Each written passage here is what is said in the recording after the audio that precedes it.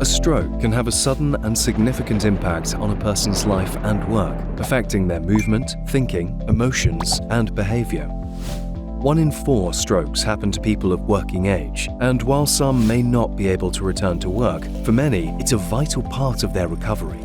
As an employer, knowing how to support your employee can feel daunting, but small actions can make a big difference. Support begins while they're off work, continues as they return, and remains important in the long term. The severity of their stroke will impact the amount of time someone will need away from work. During this time, keeping in touch and providing reassurance is important.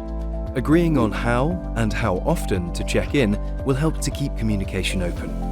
It's important to reassure them that their recovery comes first and that there's no pressure to rush back.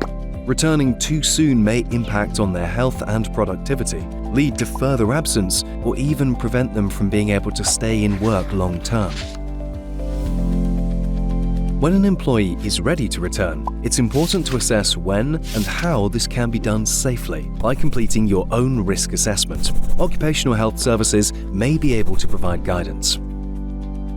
Not all post-stroke symptoms are visible, and many people will return to work still feeling their effects.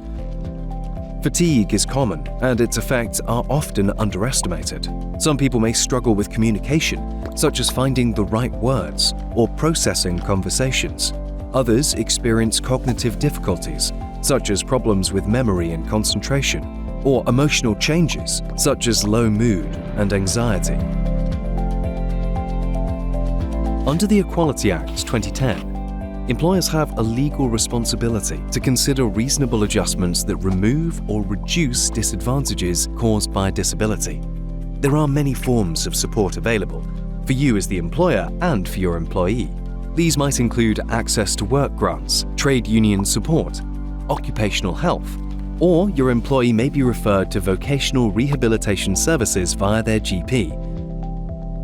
The right adjustments will depend on the individual, but might include changes to work patterns, flexible hours, or remote working. Some employees may benefit from additional breaks, modified duties, or specialist equipment. A phased return is often recommended, but while standard phased returns last around 4 weeks, stroke recovery can take longer. Extending this period can make the transition back to work more productive, manageable, and sustainable, reducing the risk of further absence. You should check in regularly during the first few weeks to identify what's working well and what might need adjusting. Many stroke survivors experience long-term symptoms requiring ongoing support. Regular review meetings can provide an opportunity to raise concerns before they escalate. If fatigue levels are increasing, workload adjustments may be needed.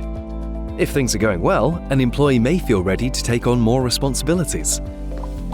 Maintaining an open dialogue is important. Questions like, "If you feel comfortable, please tell me about the symptoms you're experiencing after your stroke," or "How are your symptoms impacting your work?" can be useful.